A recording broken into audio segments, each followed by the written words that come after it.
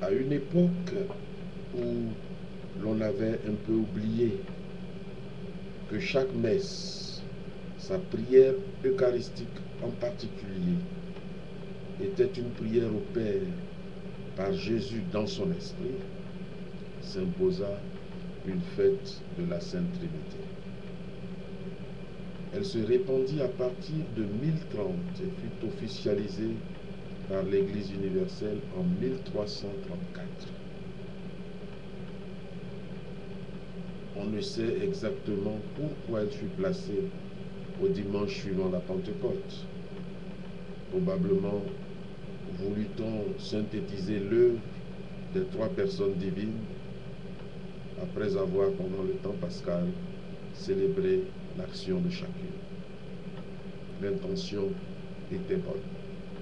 Réveiller chez les fidèles le sens d'un Dieu qui s'est révélé de trois manières éminemment personnalisées. Or, ce besoin est tout aussi actuel aujourd'hui, où les uns s'adressent au Dieu plat de Voltaire, le créateur du monde, et où les autres naviguent en trois dieux dont ils ne savent exactement comment, malgré tout, en faire un seul. Notre temps a cependant un atout. Plus sensible à l'écriture qu'aux abstractions du Moyen-Âge finissant, il peut à l'occasion de cette fête retrouver Dieu tel que le décrit la Bible et la liturgie, et que la liturgie le célèbre. Le Père qui envoie son Fils réaliser un plan d'amour que l'Esprit de Jésus nous communique aujourd'hui dans son Église. Bible et liturgie nous parlent d'un Dieu qui vient à nous de manière éminemment personnalisée.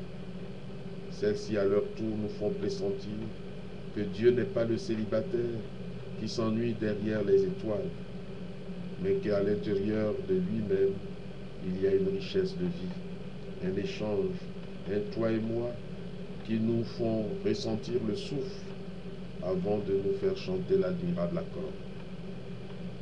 C'est ce que nous appelons le mystère de la Trinité, un seul Dieu en trois personnes, ce mot personne n'ayant pas le sens actuel de trois individus.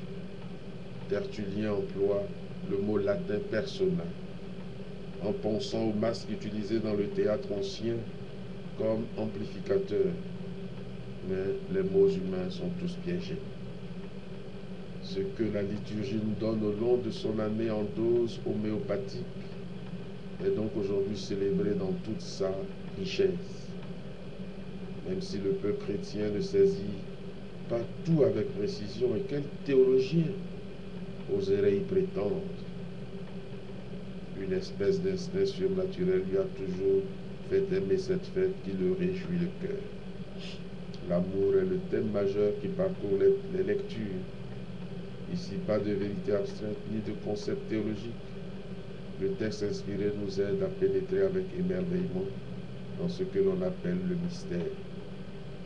Non le mystérieux, l'obscur, mais l'éclat si violent que notre cœur ne peut le capter entièrement. Un peu comme nos yeux ne sauraient sonder le soleil. Laissons-nous prendre par l'amour qui vivre à l'intérieur de Dieu pour, à notre tour, le répandre dans un don de nous-mêmes qui en sera le reflet. En ce premier texte, tiré du livre des Proverbes, ce texte d'une poésie charmante personnifie la sagesse. Il a ainsi pu préparer les esprits à la révélation de Jésus, sagesse du Père. Nous aimons y lire a posteriori une allusion au Verbe créateur puis incarné. Le prologue de Jean semble s'en inspirer. Au commencement, avant les œuvres de Dieu les plus anciennes, avant l'apparition de la terre, avant les montagnes, la sagesse était auprès de Dieu, à ses côtés. Comme un maître d'œuvre jouant devant lui. Mais elle trouve aussi ses délices avec les fils des hommes. Ce n'est pas encore la révélation trinitaire telle que nous la livre la deuxième lecture de l'Évangile, mais déjà un voile semble s'écarter et timidement esquisser en Dieu un merveilleux dialogue comme un jeu. La deuxième lecture a été choisie à cause de sa construction trinitaire que l'on peut résumer ainsi. Dieu le Père a fait de nous des justes en harmonie avec lui, réconciliés en paix avec lui. Et cela par notre Seigneur Jésus-Christ qui nous a donné accès au monde de la grâce et dans une relation juste, paisible, une relation d'amour. Et cet amour a été répandu dans nos cœurs par l'Esprit Saint qui nous a été donné. Sens-tu comme Paul est loin d'une définition sèche de la Trinité? Il ne définit rien du tout. Et dans toute la Bible, le mot Trinité est introuvable. L'apôtre montre tout simplement l'action de Dieu unique en ces trois manifestations éminemment personnalisées. Et ces interventions produisent en nous un ennoblissement, source de fierté, de légitime orgueil, la fierté d'avoir part à la gloire de Dieu, ni plus ni moins. Nous allons vers notre divinisation. Et Paul emploie l'expression « espérer avoir part à la gloire ». Cet espérer n'a rien à voir avec un peut-être. Ne dit-il pas que l'espérance ne trompe pas, puisque nous tenons déjà un bout de cette gloire, puisque l'amour de Dieu a été répandu dans nos cœurs par l'Esprit Saint. Seulement cette gloire nous est encore voilée. Nous sommes dans la détresse des tribulations de notre vie terrestre. Détresse qui, loin de nous couper les ailes, nous aiguillonne, produit la persévérance qui à son tour produit la valeur éprouvée. Et voilà l'espérance encore grandie. Nous qui sommes rassemblés pour l'action de grâce, savons-nous maintenant pourquoi? Pour qui rendre grâce? Pour la gloire de Dieu à laquelle nous avons part. Allons un peu d'orgueil et un peu de persévérance pour nous préparer à la gloire.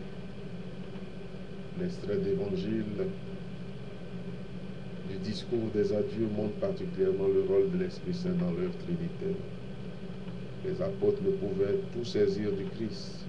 Ils n'en avaient pas encore la force tant que Jésus n'était pas glorifié. C'est à la résurrection, quand l'Esprit Saint transformera le corps terrestre du Christ en corps de gloire, qu'ils auront eux-mêmes les yeux de la foi pour le voir tel qu'il est en ressuscité. Alors seulement, ils viendront à la vérité tout entière. La vérité étant ici autre chose qu'un appareil intellectuel réservé aux savants. Il nous est donné de pénétrer jusque dans le dialogue vivant de Jésus avec son Père. L'Esprit Saint a une double action sur le corps du Christ qui le glorifie et sur les apôtres qu'il guide. Ce qu'a dit Jésus, l'Esprit le redit maintenant aux apôtres, il le redonne. Il donne Jésus aux disciples. Tout ce qui est au Père est à moi et l'Esprit reprendra ce qui vient de moi pour vous le faire connaître. Connaître au sens de vivre expérimenté. On jouit sur le vif de l'incroyable, grâce d'avoir part dans l'Esprit à l'échange entre le Père et le Fils. Quelle profondeur mystique à côté desquelles nous passons sans frémir, parce que nous ne laissons pas porter par l'Esprit vers la vérité tout entière. Jésus, en toi, je trouve le Père. Père, tu me fais fils, fille comme Jésus. Esprit vivant, dialogue du Père et du Fils, plonge-moi dans cet échange frémissant, et qu'une vie de dialogue, de communion avec les autres en soit la réaliste expression. Le credo est une des meilleures approches du mystère de la Trinité. Pas de définition. Un récit sur les actions de Dieu. D'un seul je crois en un seul Dieu. Dieu a avec nous des rapports différenciés. Il vient à nous comme Père. Il nous recrée par l'amour. Il fait un plan d'amour pour réparer la casse et faire en Christ une nouvelle création. Il vient en son Fils Jésus qui réalise ce plan d'amour par sa mort en croix et par sa résurrection. Il vient à nous, en l'Esprit de Jésus qui nous sanctifie dans l'Église et nous fait parvenir à la réussite finale. Remarquez qu'il est dit, je crois en Dieu le Père, en Jésus son Fils, en l'Esprit Saint, en un mouvement vers l'espoir, c'est aller vers Dieu.